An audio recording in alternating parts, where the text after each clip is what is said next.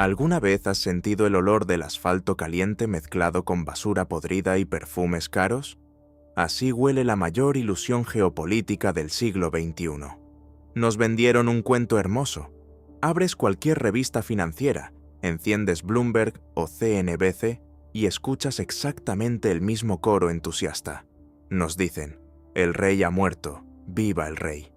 Nos dicen que el dragón rojo de China ya envejeció, que se volvió más lento, más débil y más peligroso.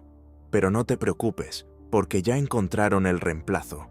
Encontraron al elefante. Un elefante indio enorme, poderoso, democrático, que supuestamente está listo para cargar sobre su espalda toda la economía mundial hacia un futuro brillante. Nos dicen que este es el siglo de India.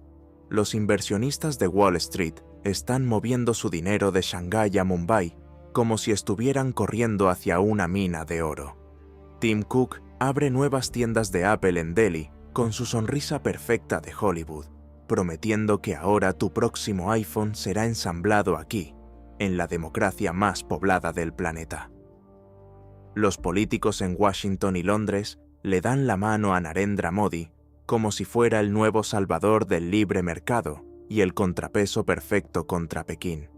Pero todo eso es una mentira, una ilusión gigantesca, una fantasía desesperada creada por Occidente, porque Occidente necesita urgentemente una nueva fábrica barata y un nuevo mercado gigante donde vender. Quieren creer en India con tanta fuerza que prefieren ignorar la realidad, y la realidad es brutal. Si sales de las salas de reuniones con aire acondicionado en Bangalore y caminas por las calles reales, no te golpea el viento del progreso, te golpea el caos. India no es la China de los años 90, preparándose para despegar. Es algo completamente diferente. China construyó carreteras antes de construir fábricas. China enseñó a leer a los campesinos antes de sentarlos frente a las máquinas. China usó la mano de hierro del partido para aplastar el desorden y crear un ambiente limpio para los negocios. India está intentando construir un rascacielos sobre un pantano sin secar el pantano primero. Mira los números que nadie quiere mencionar en Davos.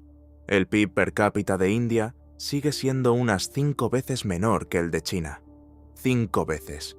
Eso no es una pequeña diferencia, es un abismo. Y no puedes saltarlo con eslóganes como Made in India.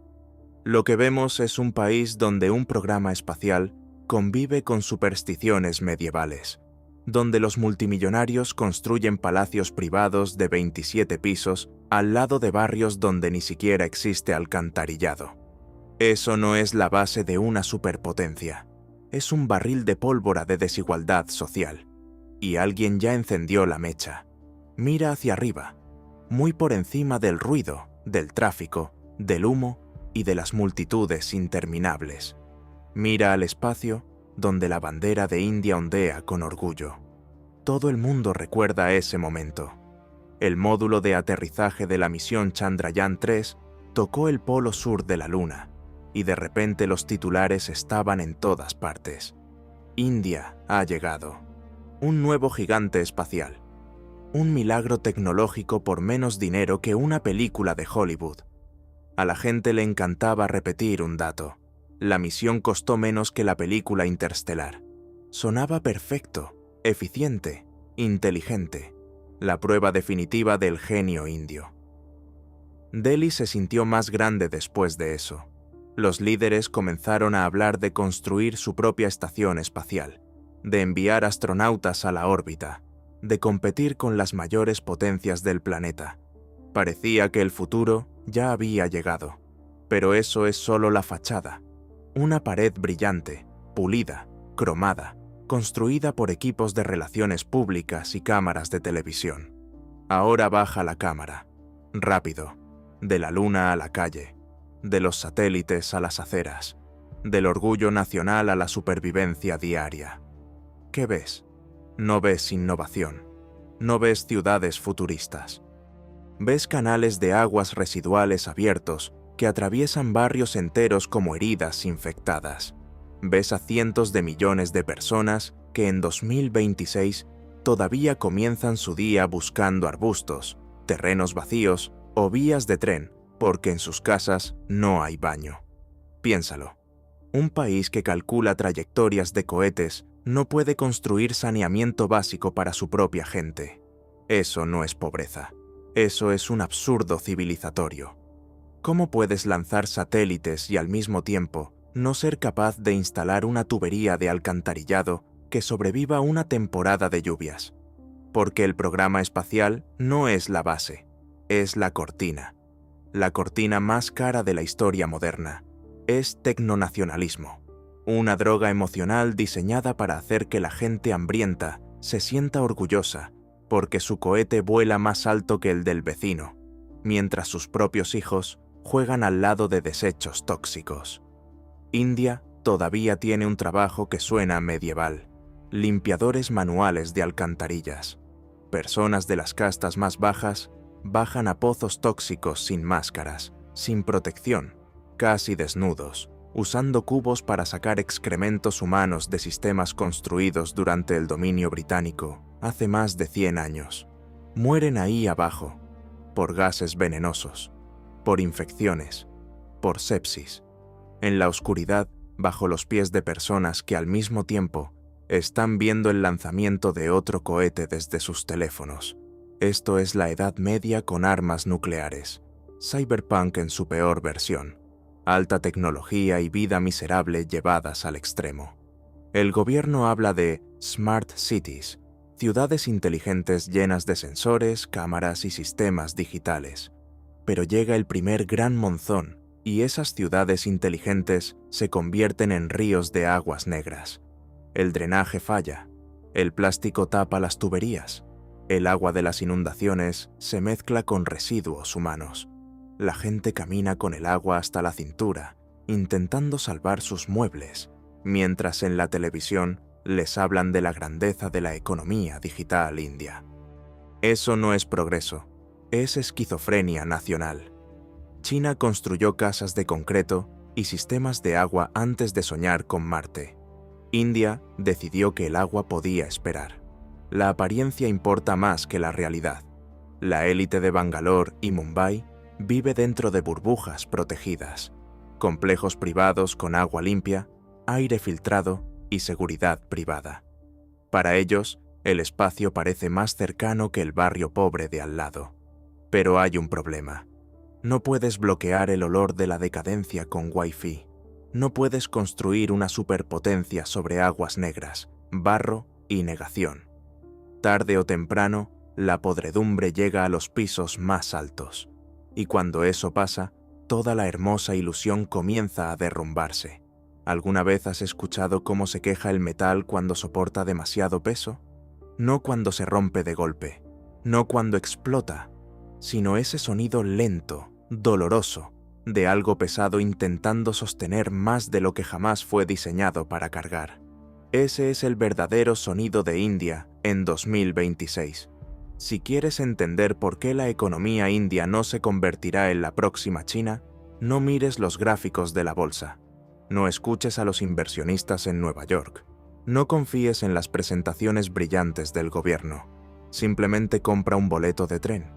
Toma el vagón más barato, la clase general, en algún lugar de Bihar o Uttar Pradesh. Ahí vive la realidad. Los ferrocarriles indios no son solo transporte, son el sistema circulatorio del país. Y ese sistema circulatorio está obstruido. Trombosis en fase terminal. Sí, te muestran anuncios hermosos de trenes nuevos y rápidos como el Vande Bharat Express. Blancos, limpios, aerodinámicos. Parecen trenes bala japoneses. Están diseñados para impresionar a inversionistas y turistas, pero son solo una gota en un océano de óxido. Un escaparate en movimiento. La verdadera India funciona con monstruos de metal interminables, construidos con diseños que pertenecen a mediados del siglo XX. Trenes viejos avanzando a 40 km por hora sobre vías colocadas durante la administración colonial británica. Piénsalo, los británicos se fueron hace casi 80 años, pero su acero todavía sostiene al país, y ese acero se está pudriendo. Cada año, India registra cientos de accidentes ferroviarios. No son desastres raros, son rutina, vida normal. Los trenes descarrilan porque las vías no fueron reemplazadas durante décadas. Las traviesas de madera se convierten en polvo. Los sistemas de señalización parecen sacados de la era del telégrafo. Eso no es infraestructura. Eso es supervivencia por costumbre. Ahora imagina el interior de uno de esos trenes. Un vagón diseñado para 70 personas transporta 300. La gente cuelga de las puertas, se sienta en los techos, duerme cerca de los baños, pelea por un espacio para estar de pie. En ese tipo de multitud, la vida humana pierde valor. Dejas de ser una persona, te conviertes en biomasa. Y este problema no afecta solo a los pasajeros. Intenta mover mercancía de Mumbai a Delhi. Eso debería ser simple. Se convierte en una pesadilla empresarial. Un contenedor puede tardar 2 semanas en recorrer esa distancia. 2 semanas. En ese mismo tiempo, un barco desde Shanghái puede llegar a Europa. Los trenes de carga esperan días enteros, dando prioridad a las rutas de pasajeros. Los contenedores desaparecen dentro de agujeros negros burocráticos. Los sistemas de despacho se convierten en triángulos de las Bermudas. Nada se mueve cuando debería. Todo cuesta más. La logística en India consume alrededor del 14% del PIB. 14% de la riqueza nacional quemada en humo diésel, retrasos, horarios rotos y sobornos. En los países desarrollados, esa cifra está más cerca del 7 u 8%. Esa diferencia no es pequeña. Es un impuesto oculto, un impuesto sobre la disfunción. Significa que cada producto indio empieza la carrera ya cansado, ya más caro, ya perdiendo frente a la competencia china. Y luego llegamos a las carreteras. Ah, las carreteras. Aquí la metáfora se vuelve perfecta, porque India está intentando correr un maratón con las piernas rotas. Hay puentes que se derrumban antes de su ceremonia oficial de inauguración, no después de 10 años, antes del primer día. En Bihar, más de una docena de puentes colapsaron en un solo año. Simplemente se doblaron hacia el río como juguetes baratos. ¿Por qué? Porque el cemento fue robado. El acero fue reemplazado por basura. La arena fue extraída ilegalmente por lo que la gente llama la mafia de la arena. Sí, la mafia de la arena. En algunos lugares es más poderosa que el propio gobierno. Los contratistas ahorran dinero porque saben que cuando el puente cae, simplemente pagan un soborno y reciben otro contrato para reconstruirlo. El fracaso se convierte en negocio. La corrupción se convierte en arquitectura. Incluso las autopistas que el gobierno muestra con orgullo a los inversionistas extranjeros parecen pistas de obstáculos. Vacas sagradas durmiendo en medio de carreteras rápidas.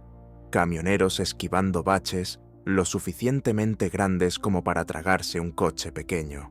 Eso no es transporte. Son coágulos. Y cuando las empresas occidentales llegan emocionadas por el Made in India, chocan contra este muro. Se dan cuenta de algo doloroso. Sí, puedes ensamblar un iPhone aquí, pero sacar ese iPhone de la fábrica y llevarlo al puerto se convierte en una operación militar. Tiempo, dinero, nervios, todo se drena. China construyó su poder sobre una logística perfecta. Pedías una pieza en Guangzhou y al día siguiente estaba en Pekín. En India, pides una pieza y quizá desaparece para siempre. Perdida en el caos, atrapada en una carretera inundada, quemada dentro de un camión volcado, tragada por el sistema. Ese es el diagnóstico. India no es débil porque le falte talento. Es débil porque su esqueleto tiene osteoporosis. Los huesos son frágiles. Las articulaciones están desgastadas. Los músculos son fuertes, pero el cuerpo no puede mantenerse de pie. Y hasta que ese esqueleto sea reconstruido, y eso requeriría billones de dólares y décadas de disciplina brutal, no habrá siglo indio. El elefante no puede levantarse, porque sus piernas ya están rotas. Respira profundo. Siente cómo el aire llena tus pulmones. Ahora valora lo simple que es ese momento, porque para millones de personas en India, respirar se ha convertido en una ruleta rusa diaria. Bienvenido a Delhi, la capital que lleva el título de la megaciudad más contaminada del planeta, no como una advertencia, sino como una capa permanente de polvo pegada a la piel. Si llegas aquí en invierno, durante la temporada que muchos llaman el Gran Smog, no ves una ciudad. Ves una manta química gris colgando sobre todo. Los rascacielos desaparecen. Los templos desaparecen. Los barrios pobres desaparecen. El día y la noche empiezan a parecer lo mismo. El sol se convierte en un círculo naranja débil, como una luz moribunda detrás de un vidrio sucio. El AQI, el índice de calidad del aire que en Londres o Nueva York ya preocupa cuando supera 50. Aquí salta regularmente a 500, 700, a veces incluso 900, 99. En ese nivel, las máquinas casi dejan de tener sentido. No fueron diseñadas para un aire tan espeso. Respirar en Delhi, en noviembre, es como fumar 2 o 3 cajetillas de cigarrillos al día, incluso si eres un bebé recién nacido. Eso no es dramatismo, es realidad médica. Los médicos muestran los pulmones de personas de 20 años que nunca fumaron, y parecen pulmones de mineros que pasaron 50 años bajo tierra, negros, dañados, muriendo. Esto es una cámara de gas del tamaño de un subcontinente. Y la ironía es brutal.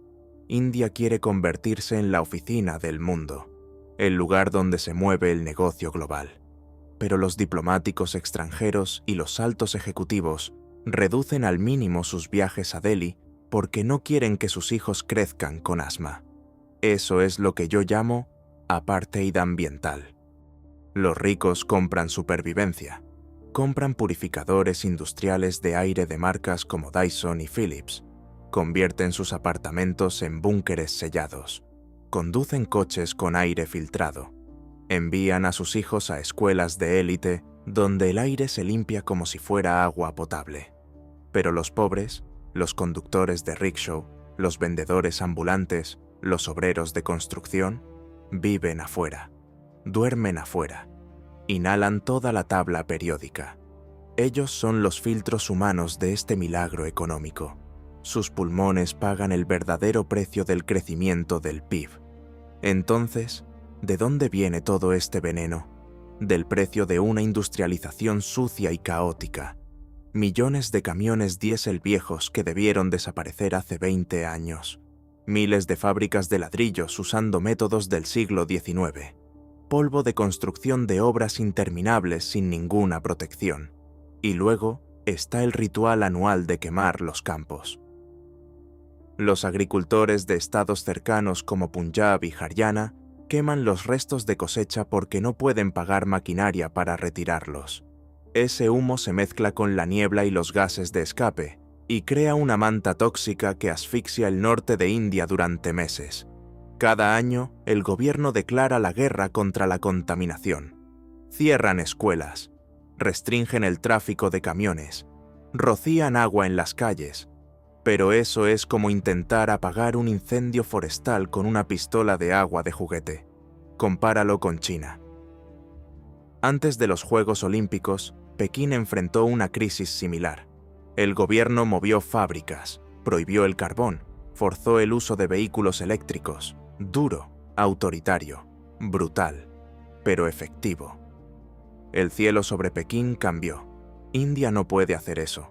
Su democracia ruidosa la atrapa en una parálisis eterna. Los políticos tienen miedo de enfrentarse a los agricultores, porque los agricultores son un enorme bloque electoral. Tienen miedo de enfrentarse a los dueños de industrias, porque ellos financian los partidos políticos. Entonces el país elige la asfixia lenta a cambio de estabilidad a corto plazo. Todos siguen hablando del siglo indio, pero ¿qué siglo puede pertenecer a una nación que perdió el derecho a un cielo limpio? La esperanza de vida en India cae en promedio 5 años por culpa de la contaminación. En algunas regiones, la pérdida llega a 10 años. Eso no es desarrollo. Es un sacrificio lento de la propia población por números de PIB. Pero el PIB no cura el cáncer de pulmón. Las hojas de Excel no tratan la insuficiencia respiratoria. Los inversionistas hablan del potencial del mercado, pero olvidan una columna en sus cálculos: el precio de la vida humana. Y aquí, muchas veces, ese precio parece cercano a cero. Pero el aire es solo el comienzo. Ahora hablemos del agua, porque India no solo se está ahogando, también se está secando desde dentro. El propio nombre del país viene del río Indo. Aquí, el agua es sagrada, el agua se adora. Y aún así, la India moderna está al borde de uno de los mayores desastres hídricos de la historia humana. Todos conocemos esa imagen. Personas de pie dentro de las aguas sagradas del Ganges River, lavando sus pecados. Un símbolo espiritual poderoso. Pero acércate, mira bien. Eso no es agua pura bajando de los glaciares del Himalaya. Es marrón, aceitosa, envenenada. Huele a muerte industrial. El Ganges, Madre Ganga, la arteria sagrada de la civilización hindú, se ha convertido en la alcantarilla abierta más larga del mundo. Cada día, cantidades enormes de desechos industriales son arrojadas allí. Las curtidurías de Kanpur liberan cromo y arsénico. Los pesticidas bajan desde los campos. Y lo peor de todo, residuos humanos sin tratar de cientos de ciudades entran directamente al río.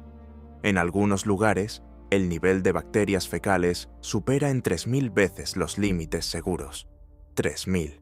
Bañarse allí no es limpieza espiritual, es una invitación para el cólera, la fiebre tifoidea y la hepatitis. Pero la fe es más fuerte que el miedo. Millones siguen bebiendo de ese río, porque la religión dice que el agua sagrada protege. La realidad dice que las bacterias no creen en la fe. Y luego está el Yamuna River, en Delhi. Cada invierno, fotos extrañas se vuelven virales. Mujeres con saris brillantes de pie en lo que parece nieve blanca. La gente fuera de India piensa que es algún fenómeno surrealista del clima. No es nieve, es espuma tóxica. Una manta química hecha de fosfatos, amoníaco y detergentes industriales. Veneno disfrazado de belleza. Y aún así, la gente entra allí para rezar. Realizan rituales dentro de residuos químicos, como si estuvieran dentro de una taza gigante de capuchino tóxico pidiendo bendiciones a los dioses. El gobierno lanzó grandes programas de limpieza como Namami Gange.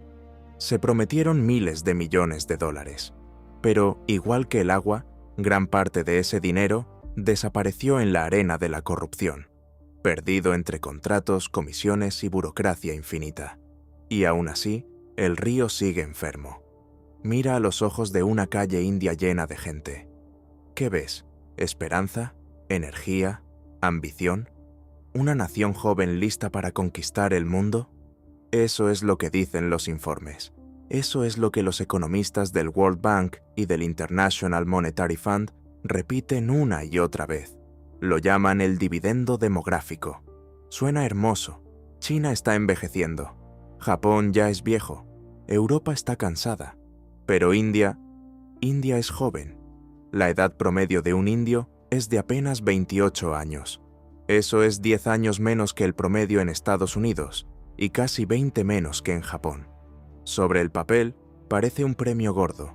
Una población joven significa trabajadores. Trabajadores significan fábricas. Fábricas significan crecimiento. Crecimiento significa poder. Simple, al menos en teoría. Pero la realidad no es una hoja de cálculo. La realidad es mucho más fea, porque la juventud no es automáticamente una bendición. La juventud es combustible, pero solo si tienes un motor. Y India tiene millones de jóvenes, pero no suficientes máquinas, no suficientes empleos, no suficientes carreteras, no suficientes fábricas y no suficiente futuro.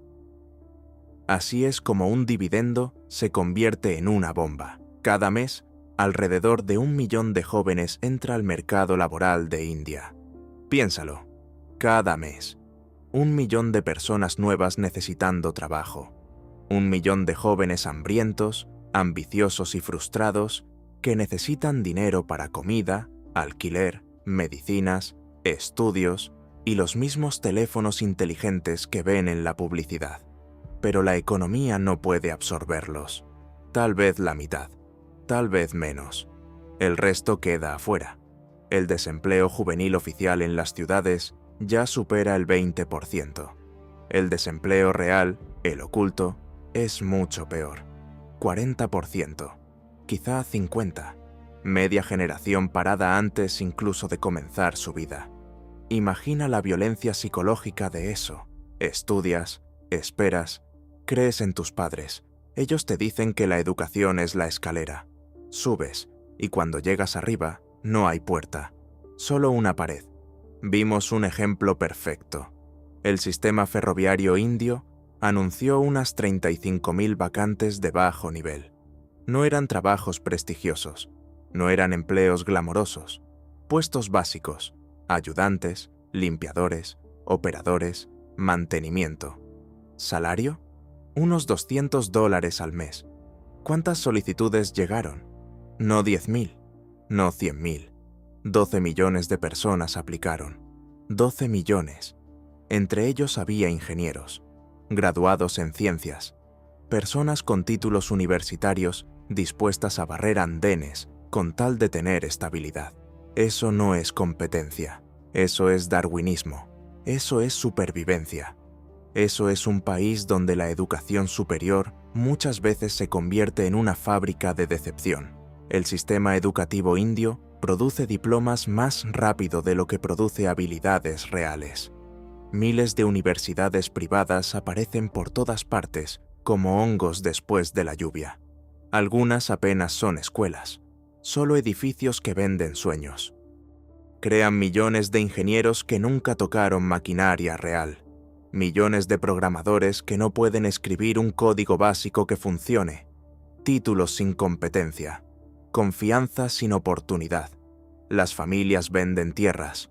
Los padres piden préstamos. Hogares enteros entran en deudas de por vida solo para enviar a un hijo a la universidad, porque creen que un diploma es el boleto hacia la clase media, y luego ese hijo se gradúa y termina repartiendo comida, o manejando para Uber, o sentado en casa durante 3 años fingiendo que todavía llegarán entrevistas. Eso no es solo fracaso financiero, es humillación emocional, y la humillación es peligrosa, porque la rabia necesita salir por algún lado. Rara vez se convierte en innovación, rara vez se convierte en emprendimiento. La mayoría de las veces se convierte en furia. Los jóvenes desempleados son el combustible perfecto para políticos populistas, reclutas perfectos para extremistas religiosos, soldados perfectos para la violencia callejera. Queman autobuses, atacan barrios de minorías, rompen tiendas. A veces no destruyen por ideología, sino porque destruir es la única forma de sentir control. Les prometieron una India brillante. En cambio, recibieron tráfico, deudas y repartir comida en una moto por centavos. Se sienten engañados. Y honestamente, lo fueron. Esta es la generación perdida. Una generación que vive dentro del Internet barato porque la realidad física es demasiado pequeña y demasiado cruel. Pasan horas viendo videos cortos en Instagram y otras aplicaciones, mirando vidas más ricas que jamás tocarán. La vida virtual se convierte en anestesia, porque la vida real duele. China resolvió este problema construyendo fábricas, millones de fábricas. Tomó a los jóvenes de las aldeas y los empujó al trabajo industrial. Trabajo duro, trabajo aburrido, pero trabajo real. India se saltó esa etapa. Intentó saltar directamente del feudalismo agrícola a los servicios postindustriales de IT. Eso funciona para los titulares, no funciona para 900 millones de personas. Google y Microsoft pueden contratar miles, tal vez decenas de miles. Pero, ¿Qué pasa con los otros cientos de millones? ¿Qué pasa con quienes nunca escribirán código? ¿Quién arregla las carreteras? ¿Quién construye el saneamiento? ¿Quién mantiene la red eléctrica? ¿Quién gana suficiente para sobrevivir? La mayoría queda atrapada, o en aldeas sin futuro, o en ciudades donde sobrevivir se convierte en trabajo de tiempo completo. Así crecen los barrios marginales alrededor de los parques tecnológicos. Así la desesperación se convierte en arquitectura. Los jóvenes llegan a ciudades como Bangalore no para construir el futuro, sino para escapar del hambre. Y escapar rápidamente se convierte en otra prisión.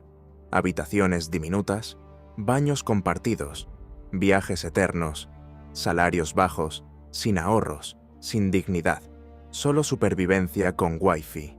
Y cuanto más tiempo continúa esto, más peligroso se vuelve, porque la presión demográfica no desaparece, se acumula, como gas dentro de una habitación cerrada. Tarde o temprano, algo genera la chispa. Quizá la inflación de alimentos, quizá otra crisis de desempleo, quizá violencia religiosa, quizá un discurso político estúpido, y de repente todo explota. Mucha gente fuera de India no entiende esto. Piensan que juventud significa automáticamente optimismo. A veces juventud significa inestabilidad. A veces juventud significa una multitud que ya no tiene nada que perder. Eso es mucho más peligroso. La población joven de India no es automáticamente su mayor fortaleza. Ahora mismo puede ser su mayor debilidad estructural, porque si millones de personas creen que el sistema no tiene lugar para ellos, dejan de proteger ese sistema, dejan de creer en la democracia, dejan de creer en la paciencia, dejan de creer en la paz. Y cuando eso ocurre, no importa cuántas startups abran en Bangalore, ni cuántos multimillonarios celebren el crecimiento del PIB. Porque la historia no la escriben los mercados, la escriben las multitudes, multitudes hambrientas, multitudes furiosas, multitudes que finalmente deciden que ya esperaron demasiado. Ese es el momento en que la vida cotidiana deja de ser difícil y empieza a convertirse en colapso. ¿Alguna vez te has preguntado quién dirige realmente el mundo tecnológico moderno? Abre la lista de los directores ejecutivos de las mayores corporaciones del planeta. Sundar Pichai en Google, Satya Nadella en Microsoft, Arvind Krishna en IBM, Shantanu Narayen en Adobe, Ajay Banga en el World Bank, nombres indios, infancias indias, escuelas indias, comida india, orígenes indios. Y los periódicos en India celebran esto como si fuera la prueba definitiva de que el país ya gobierna el futuro. Los titulares gritan: India lidera el mundo. Los cerebros indios conquistan Silicon Valley. Los políticos usan estos nombres como prueba del poder nacional, como si fueran evidencia de que el sistema funciona. Pero seamos honestos, esto no es un discurso de victoria, es un obituario, es la prueba del fracaso. Porque estas personas triunfaron no gracias a India, sino a pesar de India. Y lo más importante, triunfaron fuera de India. Se fueron, escaparon. Se convirtieron en refugiados económicos de primera clase. India no está reteniendo a sus mejores mentes, las está exportando. Gratis. Imagina una fábrica que produce los mejores motores del mundo, pero en lugar de instalarlos en sus propios coches, se los regala al vecino, y luego ese vecino pasa a toda velocidad y gana la carrera. Eso es India. Cada año, decenas de miles de los mejores graduados de instituciones como los legendarios Indian Institutes of Technology hacen sus maletas y se van a California, Londres, Singapur o Toronto. No estamos hablando de estudiantes promedio, estamos hablando de la élite. Entrar al IIT es más difícil que entrar a muchas universidades Ivy League. Estas son las personas que podrían construir el futuro del país. Y lo hacen, solo que no en casa. ¿Por qué se van? Porque India muchas veces solo les ofrece 3 cosas: caos, burocracia y humillación. Incluso un ingeniero exitoso en Bangalore puede pasar 3 horas al día atrapado en el tráfico, respirando aire envenenado, pagando sobornos, preocupado por la seguridad, luchando contra el sistema solo para conservar un mínimo de dignidad. En Silicon Valley reciben mucho más que dinero. Reciben carreteras que funcionan, electricidad estable, aire más limpio, respeto profesional, la posibilidad de concentrarse en la ambición en lugar de concentrarse en sobrevivir. Eso vale más que el patriotismo. La gente no permanece leal a la disfunción para siempre. Se va. Y India los empuja hacia la salida. Ha creado un sistema donde el talento es tratado como un problema y no como un activo. La innovación queda atrapada bajo prejuicios de casta, conexiones familiares y una gestión casi feudal. Si eres brillante pero no tienes el tío correcto en el ministerio correcto, chocas contra un techo invisible. Un techo grueso, pesado, difícil de romper. En Estados Unidos ese techo suele ser más bajo. A veces ni siquiera existe. Y esto no se trata solo de ingenieros. Miremos a los millonarios. En los últimos años, India ha visto cifras récord de personas ricas abandonando el país. Solo en 2024, alrededor de 6.500 millonarios se fueron. Personas que hicieron dinero en India compran visas doradas en Dubái, Portugal, Australia. Mueven capital, mueven familias, mueven futuros. Algunos dicen, las ratas abandonan el barco. No, no son ratas, son los capitanes. Ellos saben que la parte baja del barco ya se está llenando de agua. Saben que las reglas pueden cambiar de la noche a la mañana. Un nuevo impuesto, una sanción retroactiva, un favor político para alguien cercano al poder. Un negocio puede desaparecer no por el mercado, sino por estar demasiado cerca del político equivocado. Eso no es capitalismo, es incertidumbre disfrazada de patriotismo. Y el capital odia la incertidumbre. El capital es cobarde, corre más rápido que la gente común. Y eso es exactamente lo que está pasando. La gente vota con los pies, y también con sus cuentas bancarias.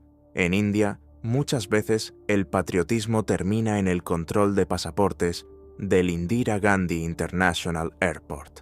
El país se está convirtiendo en una enorme incubadora para Occidente.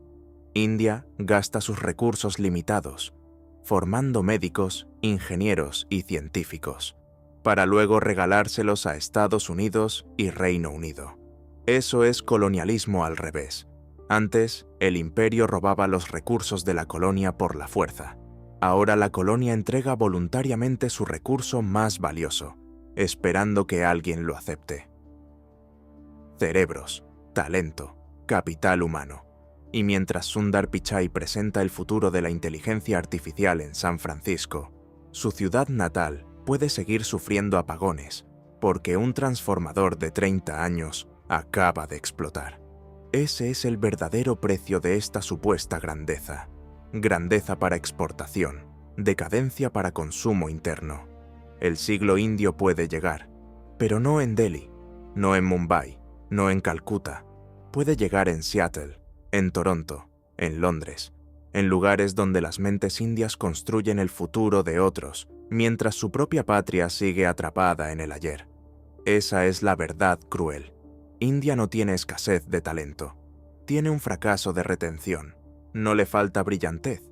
Le falta un sistema digno de esa brillantez. Y hasta que eso no cambie, la pregunta no será ¿quién construirá a India? La pregunta real será mucho más oscura. ¿Cuántos de los mejores pueden irse antes de que ya no quede nadie para arreglar lo que queda? ¿Todavía crees que India es un solo país? Mira el mapa otra vez. Sobre el papel parece una nación unida, pero en la realidad es una manta hecha de parches, cosida con hilos débiles que dejó el imperialismo británico. Y esos hilos ya están empezando a romperse. A Occidente le encanta llamar a India la democracia más grande del mundo. Suena noble, suena estable, suena como si el tamaño y la libertad fueran automáticamente sinónimo de fuerza. Pero debajo de esa superficie democrática algo mucho más antiguo está hirviendo, algo más caliente, algo mucho más peligroso. Odio medieval. Empecemos con el sistema de castas. Mucha gente fuera de India cree que las castas pertenecen a los libros de historia. Algo viejo, algo vergonzoso, pero terminado. Eso es una fantasía. La casta sigue siendo una de las prisiones invisibles más fuertes de la India moderna. Decide con quién te casas, qué trabajo consigues, dónde vives, a qué casa puedes entrar y a veces incluso de qué vaso se te permite beber té. En las aldeas, donde todavía vive gran parte de la población, los Dalits, las personas que antes eran llamadas intocables, aún pueden ser golpeados simplemente por cruzar una línea social invisible, por tocar el pozo equivocado, por entrar en el templo equivocado, por dejar que su sombra caiga en el lugar incorrecto. Las personas de castas bajas siguen siendo empujadas a los trabajos más sucios, más peligrosos y menos humanos. Esto no es historia antigua, es infraestructura actual. Está integrado en la vida diaria, y la política se alimenta de ello. La política india muchas veces no es una lucha de ideas, es una guerra entre redes de castas peleando por el acceso al poder. Reservas, cuotas, empleos públicos, plazas universitarias, todo se convierte en parte del campo de batalla. En teoría, las cuotas deberían reparar injusticias históricas. En la práctica, también crean un resentimiento enorme. Las castas altas sienten que están siendo castigadas. Las castas bajas exigen más. Todos se sienten traicionados. Nadie confía en el sistema. Eso no es curación social. Eso es presión acumulándose dentro de una máquina cerrada. Y la casta es solo la primera capa. La religión es donde el fuego recibe gasolina. El nacionalismo hindú moderno se ha convertido en mucho más que una ideología. Se ha convertido en lenguaje de Estado. La idea del hindutva, India como una nación principalmente para hindúes, ha cambiado el mapa emocional del país. Y para más de 200 millones de musulmanes, el mensaje es claro. Eres tolerado, no confiable. Barrios musulmanes enteros son demolidos bajo la excusa de construcción ilegal. Pero de alguna forma, las excavadoras siempre saben exactamente dónde están las casas musulmanas. Los linchamientos por rumores sobre carne de res no ocurren como excepciones impactantes. Ocurren como parte normal de un clima de miedo. Un simple mensaje de WhatsApp basta. Alguien dice que un hombre transportó carne de vaca. Una multitud aparece, y de repente, un ser humano es golpeado hasta morir en público, sin juicio, sin pruebas, solo furia religiosa. Eso no es violencia aislada, es condicionamiento social. El miedo se convierte en una forma de gobierno, y mientras eso arde, regiones enteras ya están entrando en conflicto abierto. Mira Manipur. Durante más de un año ha parecido menos un estado y más una guerra civil de baja intensidad. Comunidades cristianas Kuki y grupos hindúes, Meitei, enfrentándose entre sí. Iglesias quemadas, casas destruidas, cuerpos en las calles, miles de desplazados viviendo en campamentos. Y todo esto ocurre dentro de una potencia nuclear. El ejército lucha por restaurar el orden. El gobierno habla con cuidado, pero la realidad no escucha comunicados oficiales. La realidad es sangre. Y luego está la división entre el norte y el sur. Quizá esta sea la fractura más peligrosa de todas, porque se esconde detrás del lenguaje económico. Estados del sur como Tamil Nadu y Kerala son más ricos, más educados y más industrializados. Muchas veces sienten que ellos sostienen al país entero. El norte, más pobre, más poblado, más radicalizado religiosamente, es visto como una carga permanente. Y mucha gente en el sur hace una pregunta simple, pero llena de rabia. ¿Por qué nuestros impuestos pagan su disfunción? ¿Por qué nuestras carreteras se sacrifican por su política? ¿Por qué nuestro dinero construye templos en Ayodhya en lugar de escuelas aquí. Eso no es una simple frustración, es separatismo silencioso. En Delhi no les gusta hablar de eso, pero está en el aire. El miedo de que India algún día repita el destino de Yugoslavia o de la Unión Soviética, pero a escala de más de 1.000 millones de personas. Eso no sería una crisis, sería un shock planetario. Las procesiones religiosas se convierten en disturbios. Las mezquitas y los templos se miran como fortalezas enemigas. Los apagones de Internet se vuelven normales. Los toques de queda paralizan fábricas. La violencia local se convierte en riesgo nacional. Y los inversionistas lo ven. Los inversionistas aman una palabra por encima de todas: estabilidad. Pero, ¿qué estabilidad existe cuando cualquier ciudad puede convertirse en un campo de batalla de un día para otro?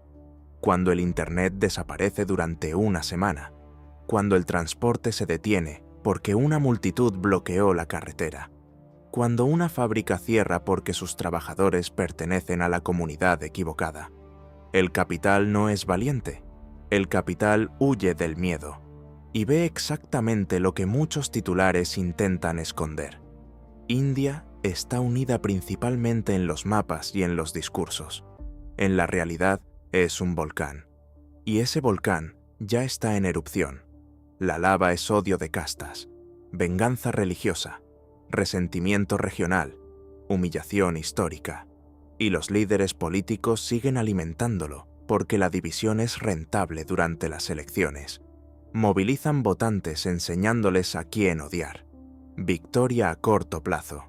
Suicidio nacional a largo plazo. Esa es la tragedia. Las mismas divisiones que ayudan a ganar poder también destruyen la base sobre la que ese poder se sostiene. No puedes construir una superpotencia sobre una guerra interna permanente. No puedes prometer estabilidad a los inversionistas mientras los barrios se preparan para disturbios. No puedes liderar el mundo mientras tus propios ciudadanos se temen más entre sí que a cualquier enemigo extranjero. La gente habla de India como la próxima China. Pero China construyó su ascenso con control interno brutal y una unidad despiadada de dirección.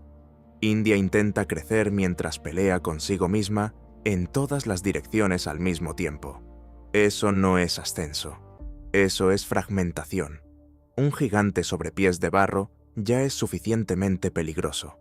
Pero cuando incluso el suelo empieza a temblar de odio, el colapso deja de ser una posibilidad. Se convierte en un calendario. Y cuando llegue ese colapso, no se verá como una sola gran explosión.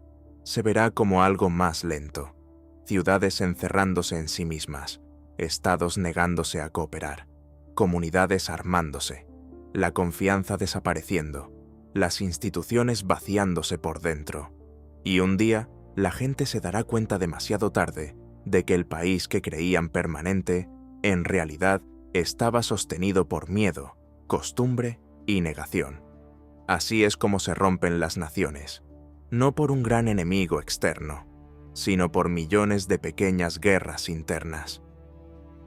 Y ahora llegamos al último capítulo, la última página de una historia que debía convertirse en un bestseller sobre el próximo gran milagro económico, pero que terminó siendo una advertencia. En física existe una palabra, entropía. Significa desorden. La ley natural que dice que el caos siempre crece, a menos que se aplique una fuerza enorme para detenerlo. Y la India de 2026 es el ejemplo perfecto de la entropía ganando.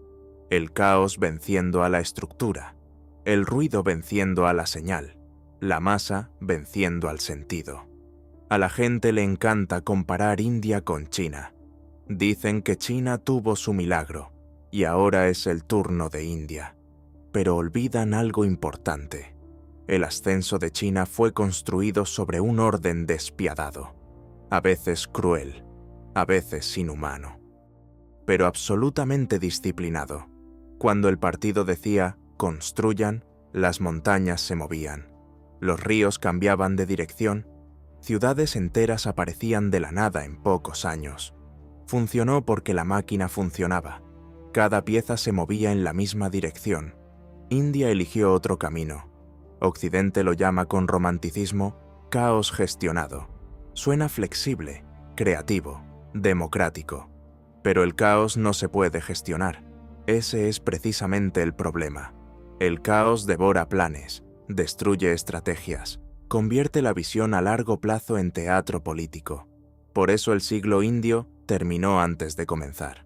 Porque no puedes construir un rascacielos del siglo XXI sobre una base hecha de hábitos feudales, resentimiento de castas, paranoia religiosa e infraestructura rota. La gente dice, tengan paciencia, denle tiempo a India.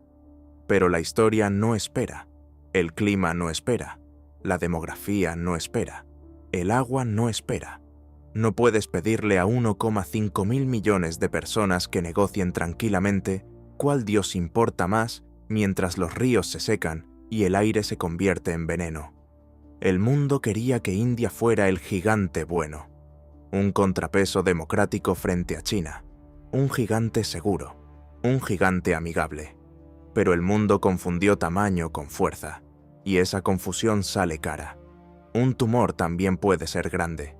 Eso no significa que el cuerpo esté sano. India tiene una palabra famosa, jugaad. Significa encontrar una solución rápida e improvisada.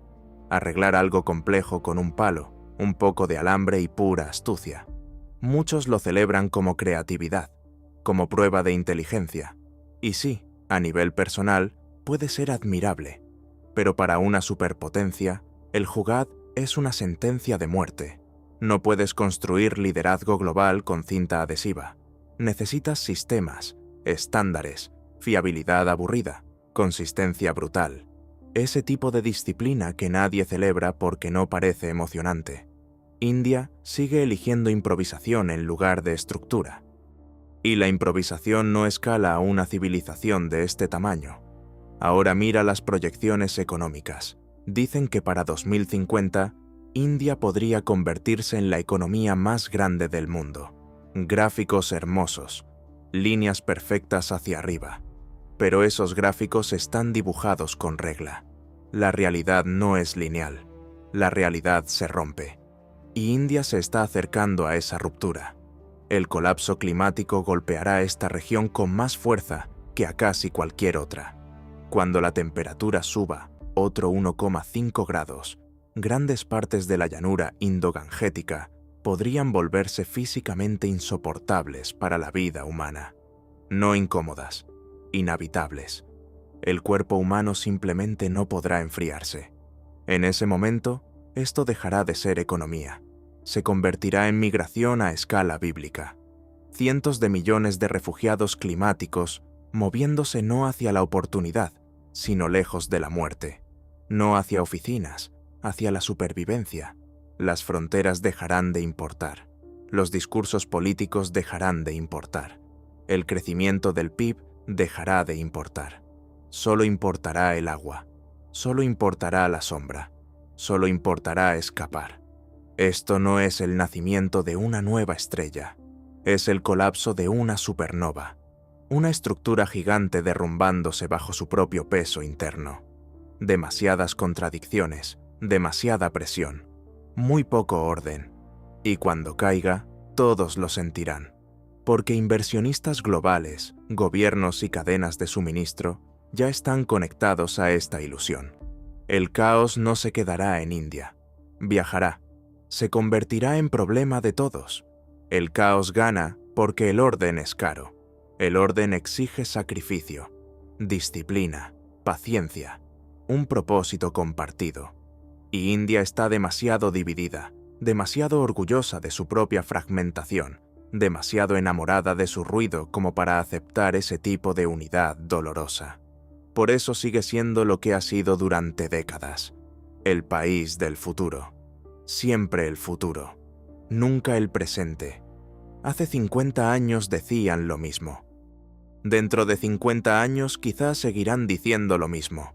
Una promesa eterna, potencial sin conversión, esperanza sin llegada, una idea brillante que nunca se convierte en realidad. Las élites occidentales ahora corren hacia Delhi con maletines llenos de dinero, convencidas de que están comprando boletos hacia el futuro. Pero en realidad están subiendo al RMS Titanic después de que ya chocó contra el iceberg. La música en la cubierta suena lo suficientemente fuerte como para ocultar el sonido del metal rompiéndose abajo. India es una civilización magnífica, una cultura antigua, un lugar de belleza extraordinaria y profundidad humana. Pero como proyecto geopolítico, como la próxima China, como la locomotora de la economía mundial, ya está muerta. Y cuando el polvo se asiente después de la caída de este gigante, ¿qué quedará?